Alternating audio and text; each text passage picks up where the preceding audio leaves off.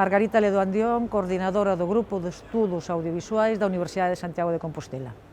Para nós esta xornada continúa un proceso que iniciamos hai meses de confluencia de organizacións do sector, da organizacións de defensa da diversidade cultural e lingüística, no noso caso a Mesa pola Normalización, e obviamente de representacións das instancias políticas que en definitiva son ou deberían ser as garantes de aplicar leis que favorezan esa diversidade, que garantan o uso das linguas propias nos contidos audiovisuais e no acceso aos mesmos en todo tipo de pantallas, digamos, plataformas, televisións convencionais, a través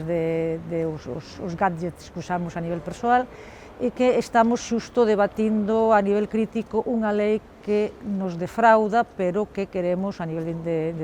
dos seus ocos ou das súas contradicións mellorar a hora de ser aplicada.